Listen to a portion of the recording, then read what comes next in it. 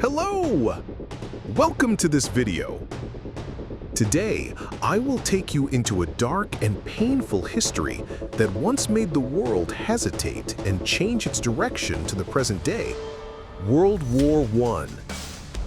Before we begin, don't forget to click like and subscribe to support and stay informed. In 1914, the great powers of Europe are divided into two rival alliances, the Triple Entente, France, Britain, and Russia, united by fear and suspicion of Germany, Europe's new strongest power. And the Triple Alliance, Germany, which fears encirclement by its rivals, Austro-Hungary, clinging on to a fragile empire, and Italy, seeking gains at French expense. The spark comes on the 28th of June in the city of Sarajevo. Archduke Franz Ferdinand, heir to the Austro-Hungarian throne, is assassinated by a 19-year-old Slav nationalist named Gavrilo Princip. Austro-Hungary accuses its Balkan rival Serbia of having aided the assassin and sends an ultimatum demanding humiliating concessions. Serbia rejects the ultimatum and Austro-Hungary declares war. Within hours, Austrian forces are shelling Belgrade. The Russian Tsar, Nicholas II, feels honor-bound to defend Serbia, a fellow Slav nation, and orders the Russian army to mobilize. German Emperor Wilhelm II has promised his support to Austro-Hungary. He and his generals see conflict with Russia as inevitable, and the sooner the better, as Russian strength grows year on year. Russian mobilization is used to justify German mobilization, followed by a declaration of war on Russia. Germany knows war with Russia means war with Russia's ally, France. It has developed the Schlieffen Plan to meet this threat of a war on two fronts. First, its armies will advance rapidly through neutral Belgium to encircle and destroy French armies near Paris and win a quick victory. Then its forces can move east to deal with Russia, whose huge army will take much longer to mobilize. And so Germany declares war on France. 6 million men are now marching to war across Europe. Italy, however, remains neutral. The terms of the Triple Alliance don't bind it to join an offensive war. The United States also declares its neutrality. President Wilson and the American public have no desire to get entangled in Europe's war. Britain is France's ally, but at first it's not clear if it will join the war against Germany. But when German troops invade Belgium, whose neutrality Britain has guaranteed, an ultimatum is sent from London to Berlin demanding they withdraw. It's ignored, and Britain declares war. A British expeditionary force lands in France, while the German invasion is held up for crucial days by Belgian resistance at the fortress city of Liège. German troops commit several massacres against Belgian civilians. The atrocities are inflated by Allied propaganda and help turn public opinion in neutral countries against Germany. France, unaware of Germany's great encircling attack, launches Plan 17, an offensive into German territory. But in the Battle of the Frontiers, they're driven back with enormous losses on both sides. The Allies make their stand at the River Marne, 40 miles outside Paris. Their desperate counterattack saves the city and drives the Germans back. Both sides suffer 250,000 casualties. The race to the sea begins as both sides try to outflank each other to the north. A series of clashes leads to the First Battle of Ypres, where the Allies desperately cling on and prevent a German breakthrough. There are more heavy losses on both sides. The two armies then dig in along the entire 350-mile front, seeking shelter from deadly machine gun fire and artillery shells. Trench warfare has begun. British warships win the first naval battle of the war at Heligoland Bight, sinking 3 German cruisers. Britain has the most powerful navy in the world, 29 modern battleships to Germany's 19. They now impose a naval blockade on Germany, preventing contraband goods, including food, from reaching it by sea. The aim is to bring Germany's economy to its knees and force it to surrender. But a week later, the British cruiser HMS Pathfinder becomes the first victim in history of a lethal new weapon, the submarine-launched torpedo. German submarines, or U-boats, have a surface range of 9,000 miles and can attack undetected from beneath the waves. They herald a new deadly challenge to Britain's command of the seas. On the Eastern Front, Russian armies invade East Prussia, but they blunder into disaster at the Battle of Tannenberg, where General von Hindenburg and his chief of staff, Erich Ludendorff, mastermind a brilliant German victory, taking 90,000 prisoners and destroying an entire Russian army.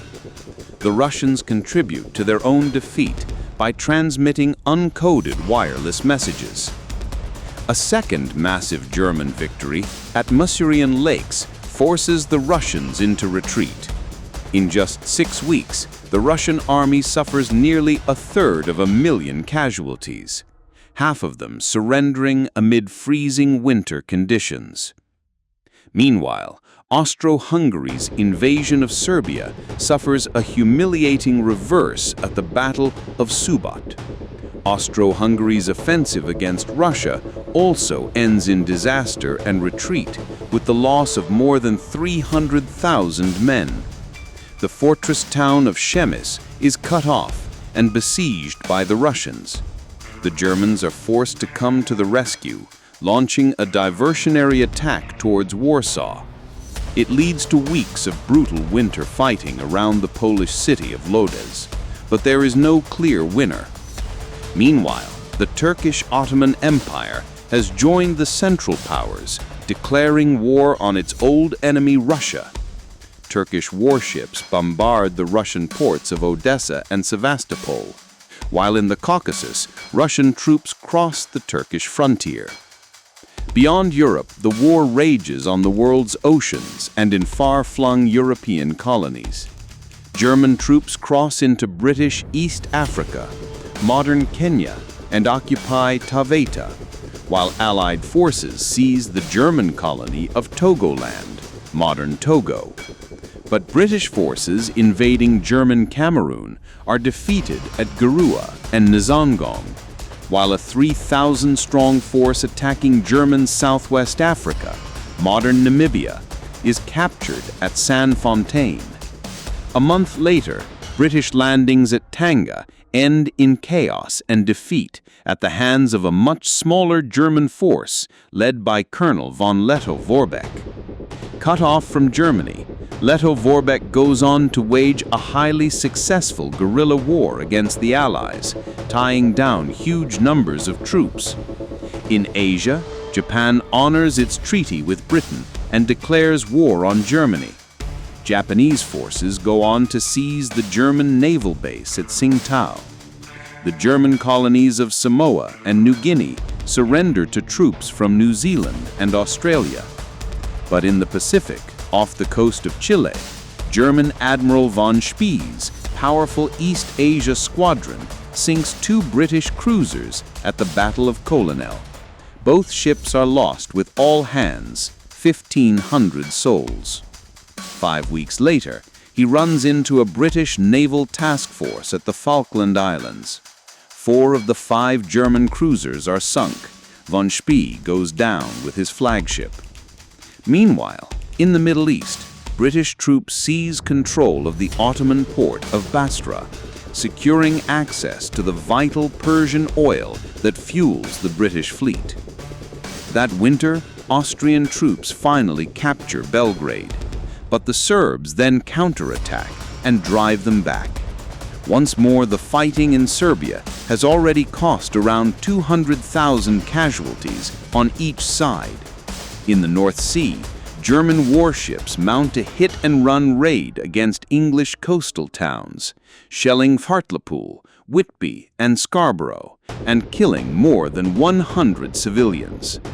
On the West Front, the French launched their first major offensive against the German lines, but the First Battle of Champagne leads to small gains at a cost of 90,000 casualties. While in the Caucasus, an Ottoman offensive through the mountains in midwinter ends in disaster at Sarıkamış. Turkish casualties total 60,000, many frozen to death. On the West Front, the first Christmas is marked in some sectors by a short truce and games of football in no man's land, the killing zone between the trenches. January 1915. World War I is just 5 months old, and already around 1 million soldiers have fallen. A war that began in the Balkans has engulfed much of the world.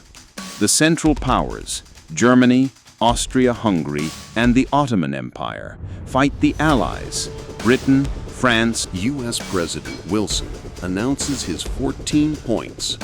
They outline his vision for a post-war world, including an end to secret treaties, a reduction in the size of armed forces, self-determination for the peoples of the Austro-Hungarian Empire, and an international organization to settle future disputes. But most European leaders dismiss his ideas as wishful thinking.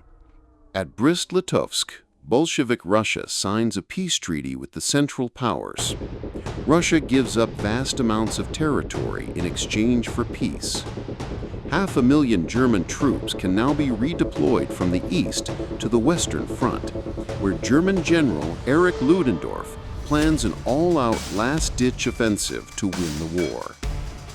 Ludendorff's spring offensive catches the Allies off guard.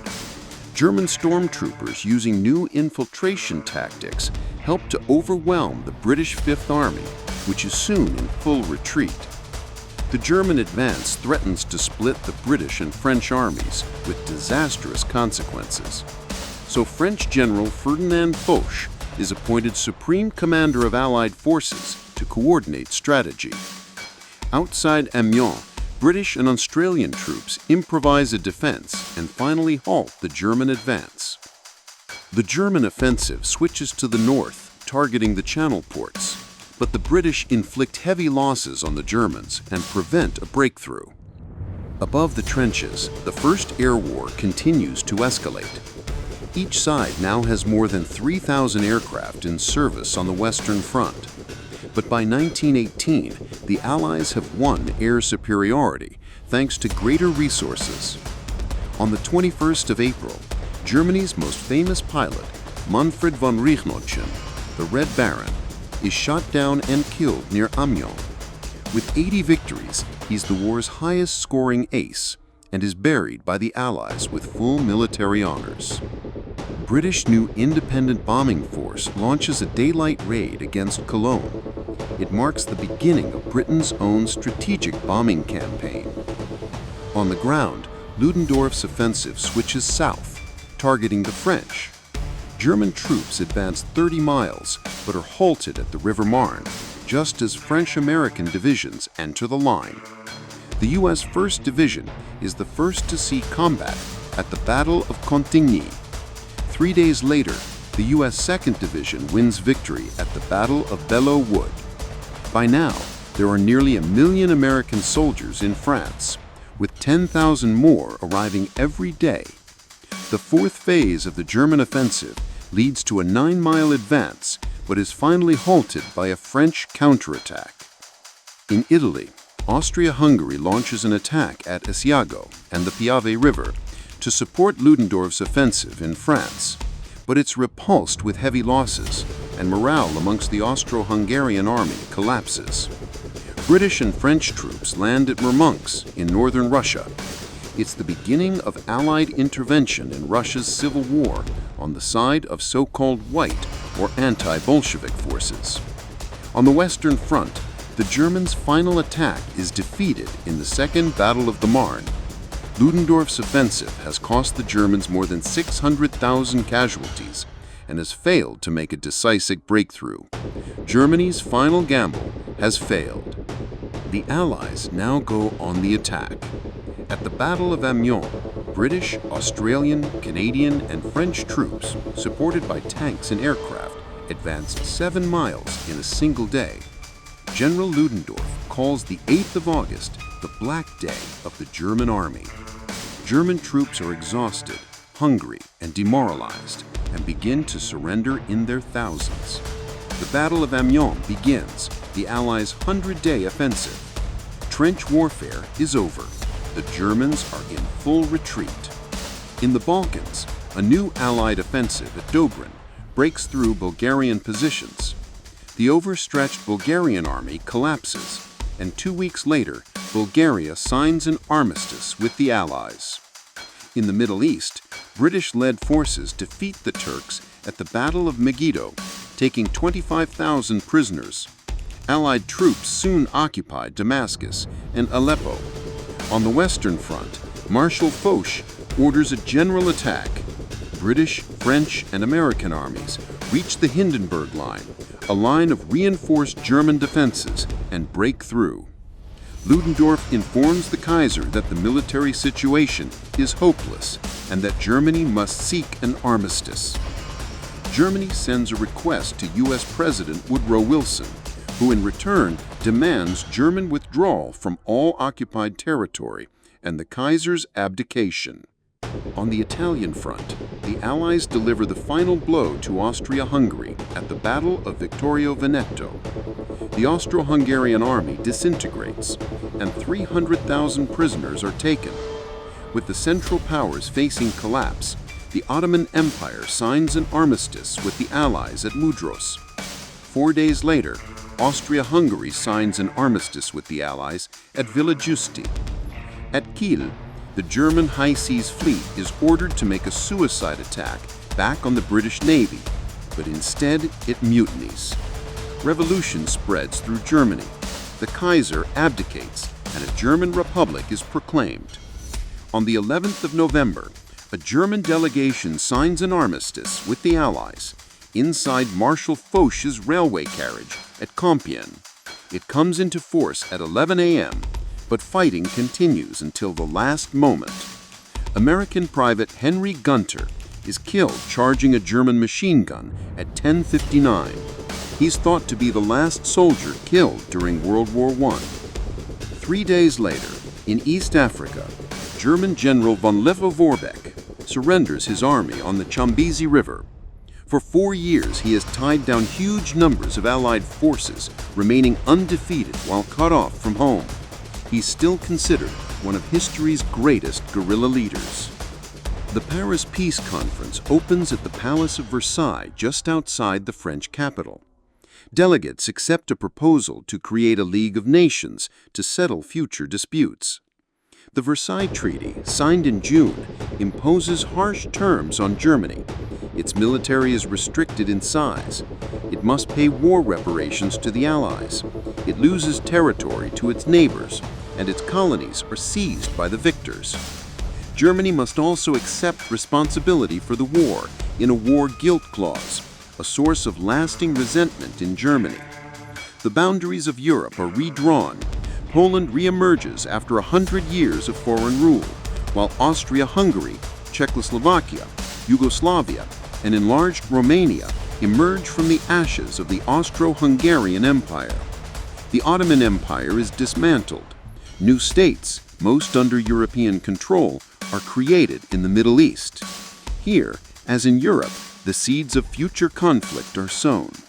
While in the Far East, former German possessions in China are handed to Japan, to China's outrage. World War I claimed the lives of 9.5 million soldiers, 1 in 8 of those who fought. 21 million more were wounded. 7 million civilians also lost their lives. Huge areas of Europe were left devastated. Old empires vanished. New states were born. Lives across the world were transformed. The world was never the same again. If you enjoyed this video, please remember to like it and subscribe to the channel, and find out how you can help us make more videos at our Patreon page.